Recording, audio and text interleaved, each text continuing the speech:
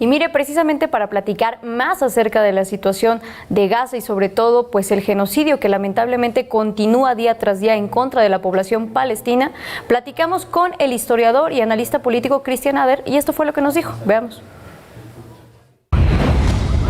Bueno, y para seguir platicando más acerca de este tema, que es precisamente la causa palestina y detener el genocidio que se perpetra actualmente en Gaza, saludo con mucho gusto al historiador y analista geopolítico Christian Ader. Buenas noches, Christian, ¿cómo te encuentras? Muy buenas noches, gracias por la invitación, un placer estar contigo nuevamente. Oye, quisiéramos empezar porque el día de hoy vimos que se sumaron otros países, pues más o menos importantes precisamente al reconocimiento del Estado palestino. Vimos que se sumaban Francia, Reino Unido, Canadá y Australia, pero ¿qué implicaciones tiene esto?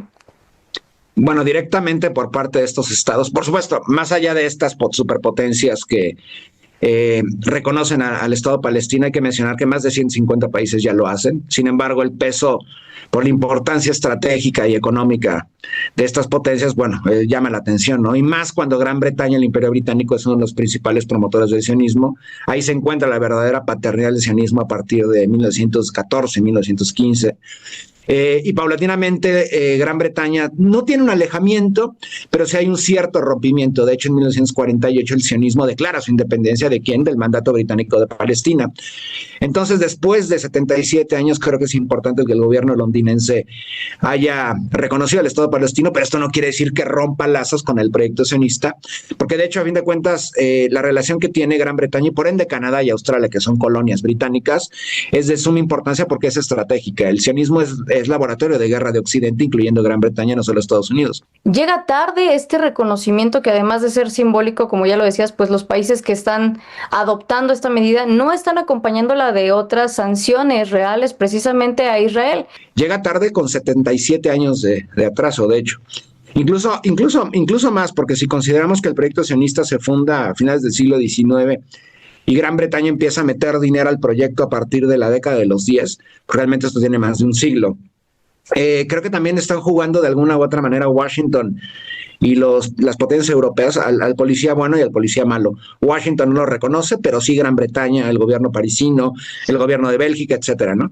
Hay posturas más dignas, históricas. Tenemos el caso de Dublín, el gobierno irlandés, que bueno, históricamente ha sido aliado del pueblo palestino, porque bueno, obviamente los irlandeses vivieron a manos de los británicos.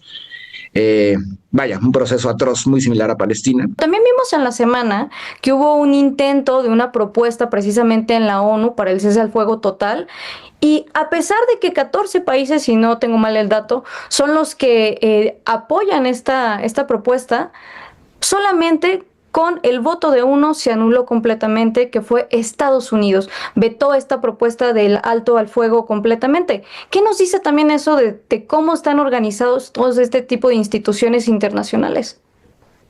Bueno, a ver, la ONU es responsable directa de la tragedia palestina en 1947, cuando se da la votación para la división del territorio palestino, entregándole más de la mitad del territorio a una minoría de invasores eurosionistas.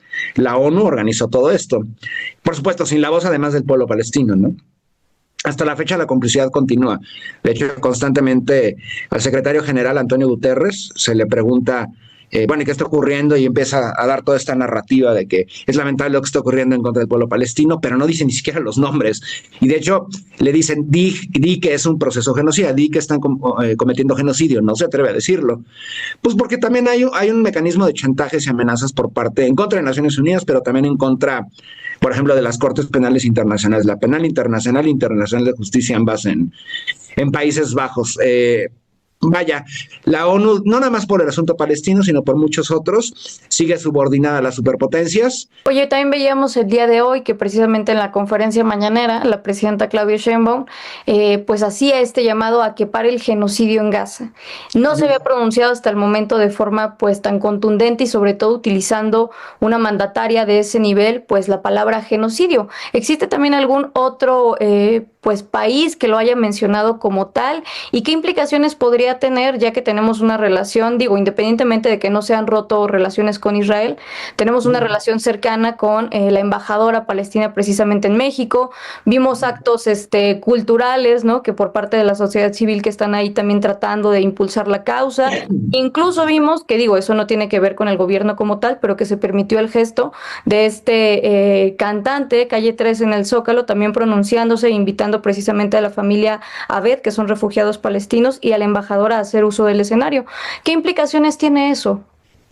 Creo que hay un antes y un después de lo que ocurrió hace unas horas en la conferencia de Claudia Sheinbaum. Es un parteaguas, es el principio de algo que no se puede quedar solamente en la declaración. ¿A qué me refiero con esto? Dentro de México, ese genocidio se patrocina ¿con qué? Pues con obviamente lo que importa, lo que exporta el ente sionista, que es lo que exporta: terror, contrainsurgencia, vigilancia de alta tecnología, guerra, a fin de cuentas terror, ¿no? En México hay por supuesto compradores de la tecnología sionista. En México también hay un lobby, aunque no es del poder de AIPAC o la Liga Antidifamaciones o los estadounidenses, sí hay un lobby de presión, un grupo de presión sionista en México. Creo que lo primero es, dado que ya reconoció el gobierno mexicano que hay un genocidio, comenzar a visibilizar quiénes son los que patrocinan el genocidio desde suelo mexicano.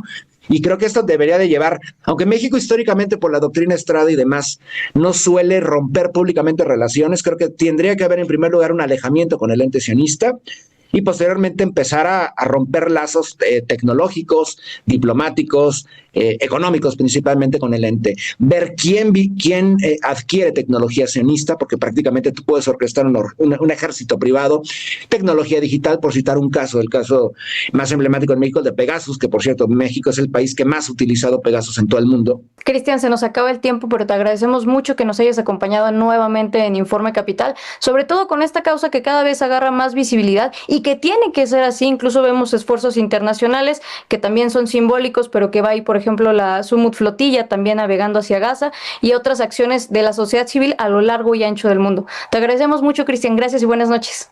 Muchísimas gracias.